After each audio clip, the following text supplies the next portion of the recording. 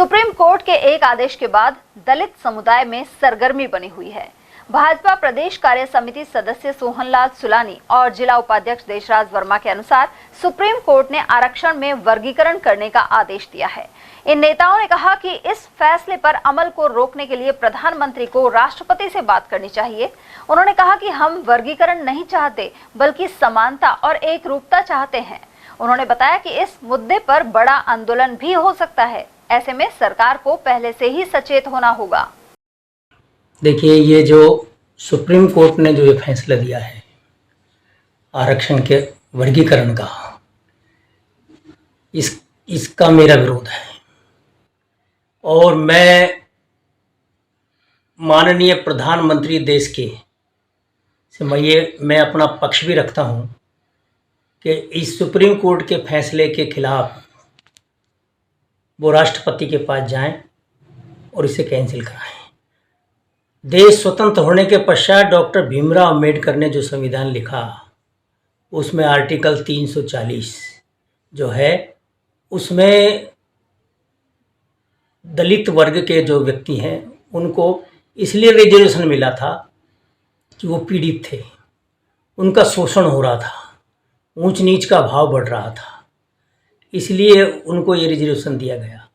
अब हमें सत्ता के अंदर तो हमको बराबर रिजर्वेशन मिल रहा है, एमएलए, एमपीज या जिला पार्षद, पंचायत समिति सदस्य, परंतु जो उन्होंने कहा कि भाई इनको धरती भी बंटनी चाहिए।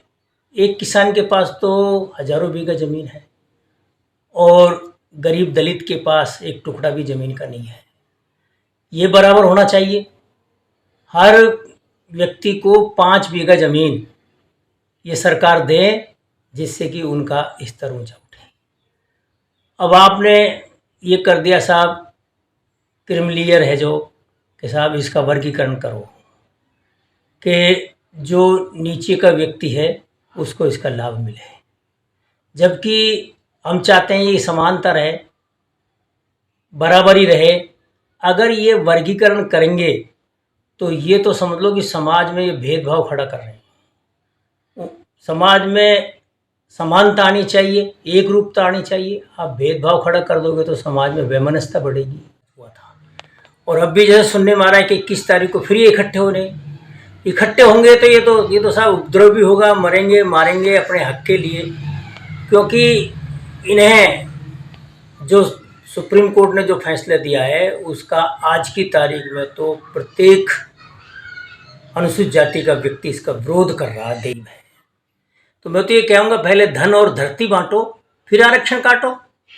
आज गरीब उसी जिंदगी जी रहा है जो मेरा समाज फुटपाथ पर जो जूती गांठने का काम करता था, तीसरी पीढ़ी के लोग भी वही फुटपाथ पर जूती गांठने का काम करता है। अंतिम पायदान पर बैठा व्यक्ति का विकास क्यों नहीं हो रहा? उसको रिजर्वेशन का फायदा क्यों नहीं हो रहा? अब ये कहते हैं कि साहब तुम्हारे लोग खा जाते हैं। अरे हमारे लोग कहाँ से खाएं? वो भी तो गरीब थे बेचारे, उनके आज बाप लग गया तो बेटे डोल रहा है फुटपाथ पर। आज आप देखो इतने बड़े बड़े स्कूल खुल गए, इनकी फीस कितनी है।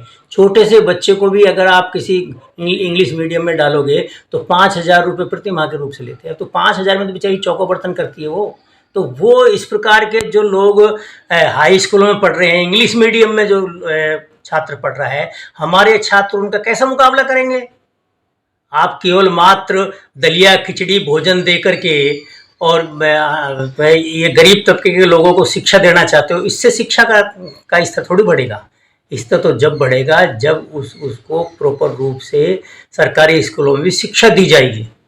ये निर्णय पूरे देश में बहुत बड़ी खलबली मची है। अनुसूचित जाति और अनुसूचित जाति में लोग ये देख रहे हैं कि डिवाइडेशन कैसे करेगा। भारत की जब जनगणना नहीं हुई है, जाति जनगणना नहीं हुई है, और उसके बिगैर आप कैसे डिवाइडेशन करोगे? कौन सा समाज है वो अल्पमत में है, उसका विकास नहीं हुआ है, तो ये क्या कास्टीय विभाजन हो जाएगा। और कास्टीय विभाजन होने के बाद अनुसूचित जाति और अनुसूचित जाति में एक विखंडन की बात आ जाएगी। ये बहुत बड़ा निर्णय है, लेकिन इसके लिए राज्य सरकार और देश को बहुत सोच समझ कर निर्णय करना पड़ेगा। इसमें जल्दबाजी नहीं करनी चाहिए। विरोध करो, मैं फिर कह रहा हूँ, लेकिन कानून के दायरे में विरोध करना चाहिए। अपना पक्ष रखो, मजबूती से पक्ष रखना चाहिए। और क्यों कि जब आरक्षण की बात आई है तो आरक्षण की लड़ाई लड़ना चाहिए, लेकिन कानून के दायरे में लड़ना चाहिए। जब तक ये समाज संगठित नहीं होगा तो लड़ नहीं पाएगा। लेकिन मैं फिर कहूँगा, कानून बड़ी चीज़ है, कानून को नहीं नकारना चाहिए। पिछली 2 तारीख को बहुत बड़ा आंदोलन हुआ था पूरा देश में, उसमें हम भी लोग शामिल थे, लेकिन हमने कानून की पालना की, कानून का साथ दिया और अब भी हम इस निर्णय के पक्ष हैं।